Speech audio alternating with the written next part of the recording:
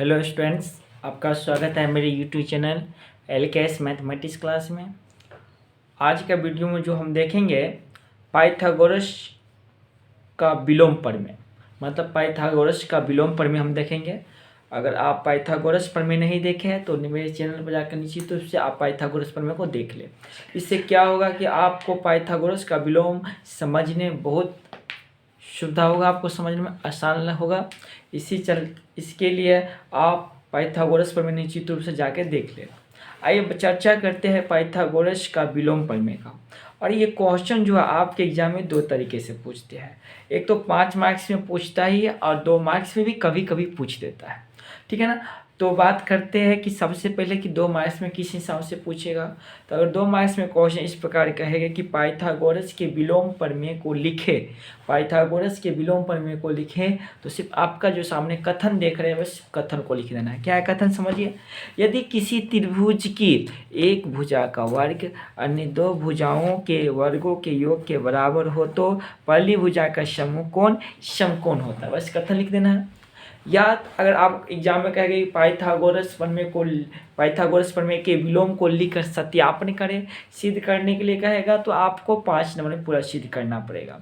या तो कभी कभी क्या होता है कि आपका एक कथन ही क्वेश्चन के रूप में दे देता है, ठीक है। तो आप समझ जाए कि पाइथागोरस का विलोम ही है, तो कथन को याद रखना है, ठीक है ना। यदि किसी त्रिभुज के एक भुजा का वर्ग अन्य 2 भुजाओं के वर्गों के योग के बराबर हो तो पहली भुजा का समकोण समकोण होता है, समझिए पाइथागोरस का विलोम है।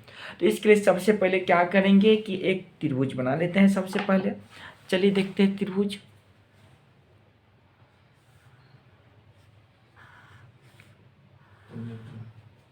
त्रिभुज हो गया ABC, ठीक है। इसी के तहत इसी समान आकार का एक और त्रिभुज बना लेते हैं हम लोग।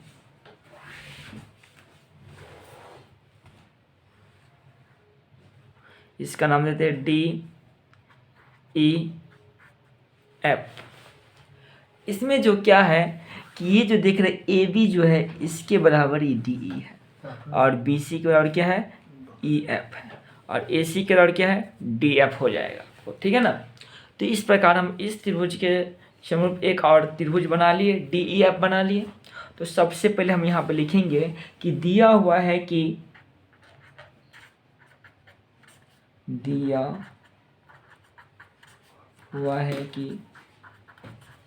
क्या दिया हुआ है, क्या कि ABC में आप लोग जानते हैं क्या कि क्या दिया हुआ है, दिया हुआ है कि त्रिभुज ABC किसमें, त्रिभुज ABC में क्या दिया हुआ है कि AC² बराबर AB² प्लस BC², क्योंकि हम जानते हैं पाइथागोरस प्रमेय सिद्ध किया है कि AC² क्या होता है AB² जो BC²। अब क्वेश्चन को भी पढ़ के आप समझ सकते हैं क्या है। यदि किसी त्रिभुज का एक भुजा का वर्ग इसका वर्ग जो है अन्य 2 भुजा के वर्ग के योग के बराबर है तो हमको सिद्ध करना है क्या कि पहली भुजा का समकोण क्या होता है, समकोण होता है।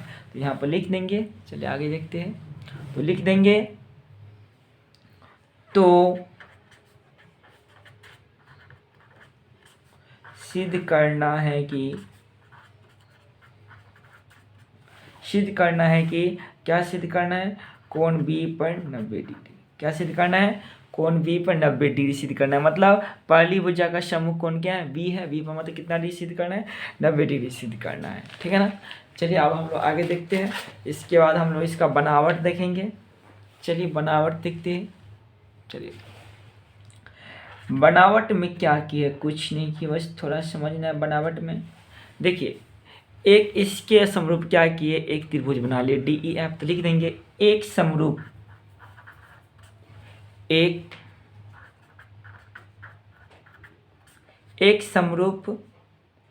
त्रिभुज DEF, एक त्रिभुज DEF हेलो इस हाँ विकास तो बनावट में क्या नहीं, एक समरूप DEF इस प्रकार बनाया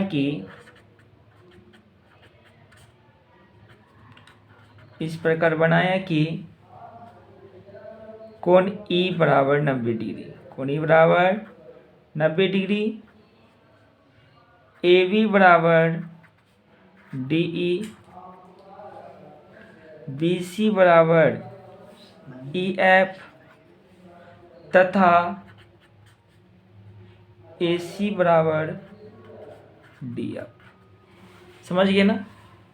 इतना आप लोग समझ गए होंगे क्या कि फिगर से ही सब कुछ है। समझा? देखिए एक त्रिभुज डी एफ इस प्रकार बनाया कि कोण ई पर 90 डिग्री है, ए बी बराबर डी ई, बी सी बराबर ई एफ और ए सी बराबर डी एफ। चलिए अब लिख देंगे हम लोग, क्या आगे चलते हैं, लिखेंगे समकोण त्रिभुज डी ई एफ में, तो सबसे पहले देखिए डी ई एफ कहाँ है। देखिए आप लोगों के सामने हम फिगर यहाँ पर रख देते हैं तो आप लोग को ज़्यादा समझ में आएगी। चलिए देखिए डी ई एफ कहाँ है, तो डी ई एफ में क्या होता है जानते हैं ना, कर्ण का स्क्वायर बराबर क्या होता है, लंब का स्क्वायर जो आधार का स्क्वायर। इसमें कर्ण क्या होगा बताइए, तो हो जाएगा डी एफ का स्क्वायर बराबर क्या हो जाएगा, डी ई का स्क्वायर प्लस ई एफ का स्क्वायर। चलिए फिर देखिए यहाँ पे हम लिख सकते हैं कि डी एफ का स्क्वायर बराबर डी ई के, देखिए डी ई का स्थान पे, डी ई के स्थान पे ये दोनों बराबर है ना, डी के स्थान पे ए बी लिख सकते हैं तो हो जाएगा ए बी का स्क्वायर प्लस इसके स्थान पे क्या लिख सकते हैं बताइए, ई एफ का स्थान बी सी का स्क्वायर, इसके स्थान पे ये लिख सकते हैं ना बी सी, ठीक है ना, क्या कि समरूप त्रिभुज है, लिख सकते हैं बी सी का स्क्वायर। इसको समीकरण 1 कर दीजिए, ठीक है। चलिए अब आगे देखते हैं।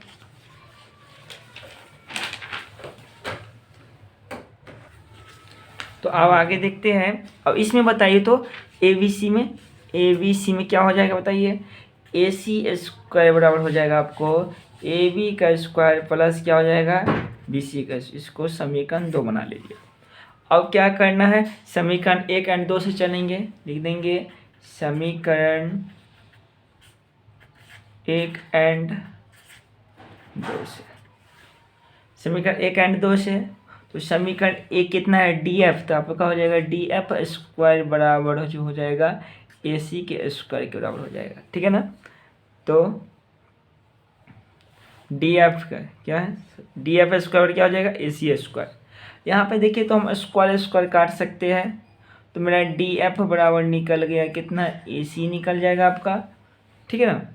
फिर आगे हम लोग देखते हैं।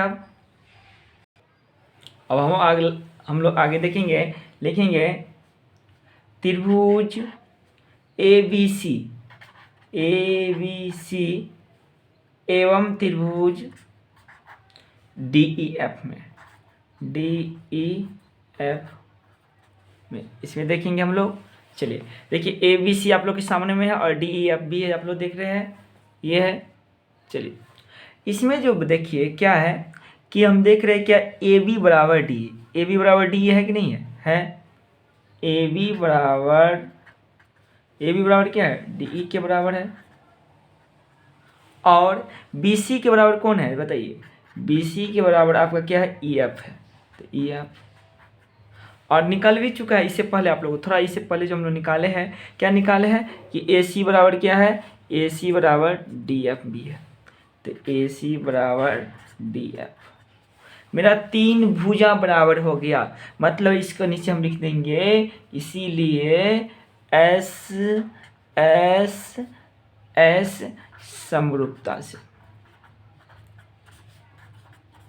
मतलब साइड मतलब भुजा मतलब 3 भुजा बराबर हो गया ना, तो भुजा समरूपता से क्या करना है, कुछ नहीं करना है, A1 को हटा के समरूप लगा दीजिए। सबसे पहले देखिए त्रिभुज ए बी सी समरूप त्रिभुज डी ई एफ हटा दिया।